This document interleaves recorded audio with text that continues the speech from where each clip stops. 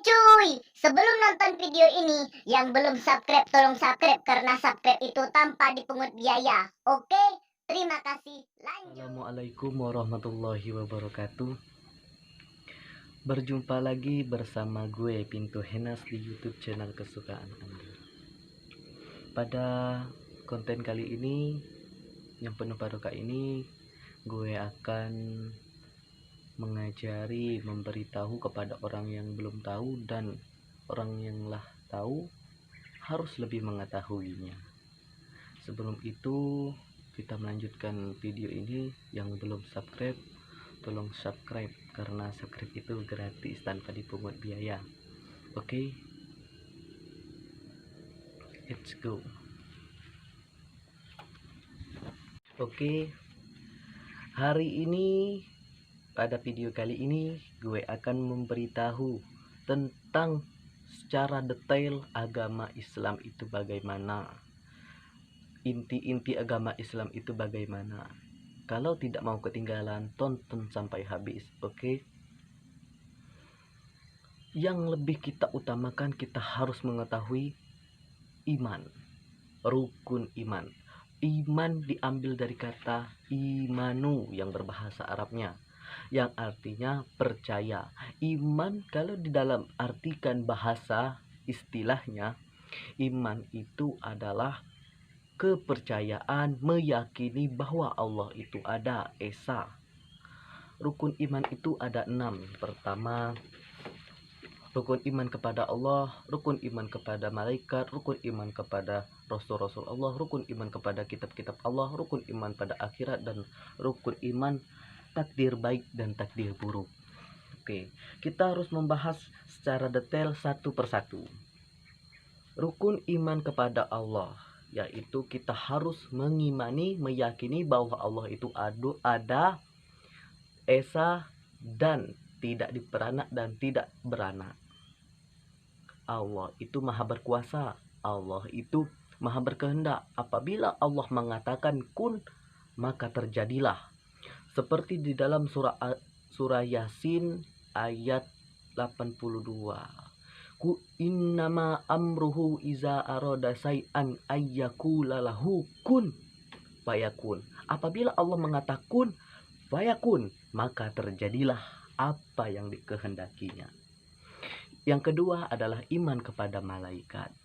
Kita harus mengimani malaikat. Kita harus mempercayai malaikat. Malaikat itu beribu-ribu malaikat, tapi yang hanya 10 yang kita wajib kita ketahui, yaitu yang pertama, malaikat Jibril.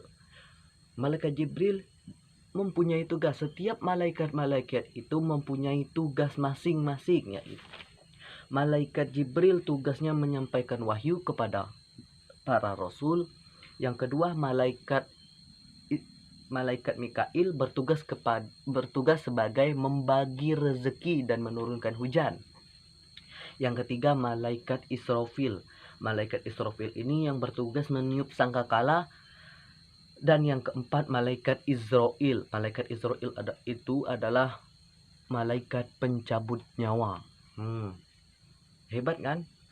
Yang kelima adalah malaikat Raqib yang mencatat segala perbuatan baik manusia atau jin yang sejenis-jenis makhluk Allah yang diciptakan oleh Allah.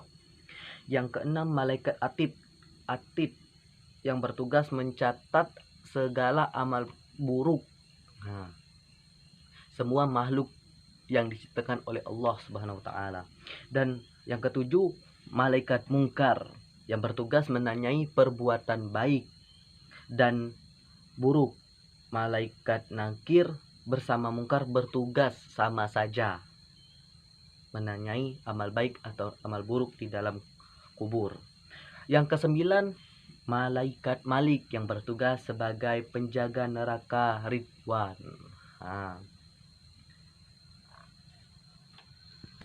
Malaikat ke-10 adalah malaikat Ridwan yang menjaga pintu surga.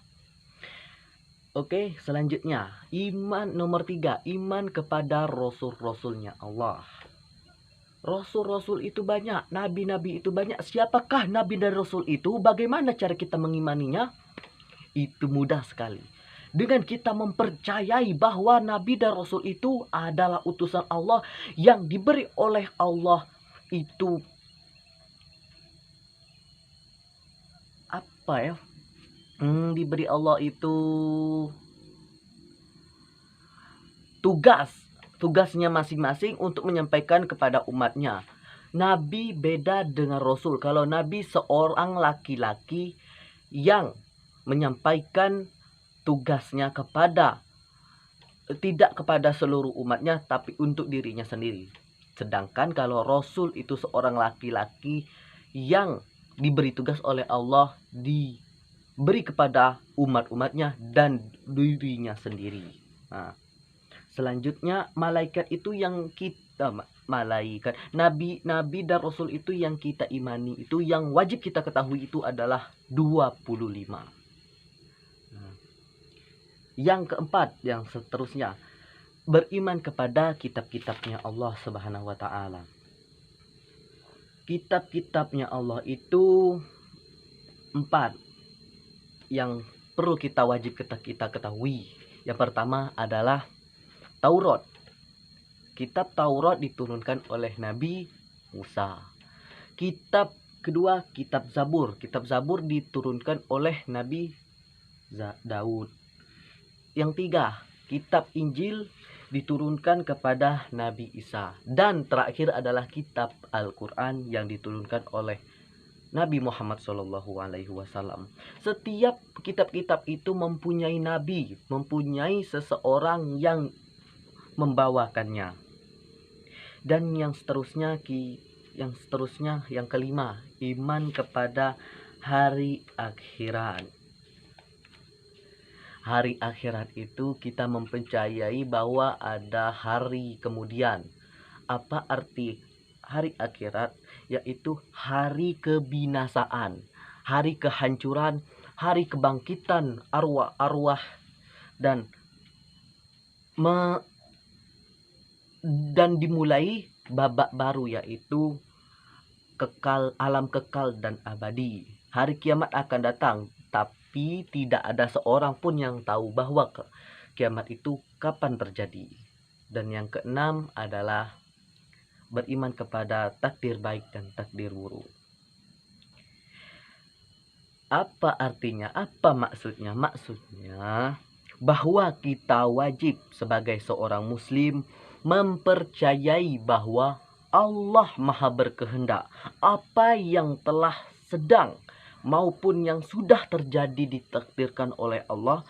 Dengan adanya iman kepada ketentuan Allah, manusia akan lebih mendekatkan diri kepada Allah, karena hanya kepadanya lah kita tempat bergantung, kita tempat meminta, kita tempat memohon.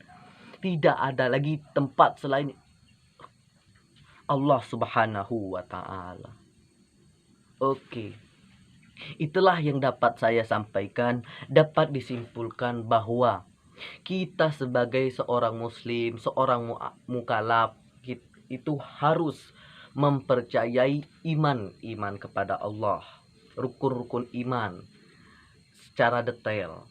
Karena itulah akan yang pedoman hidup kita di dunia ini.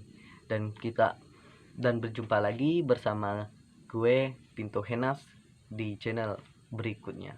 Oke, terima kasih.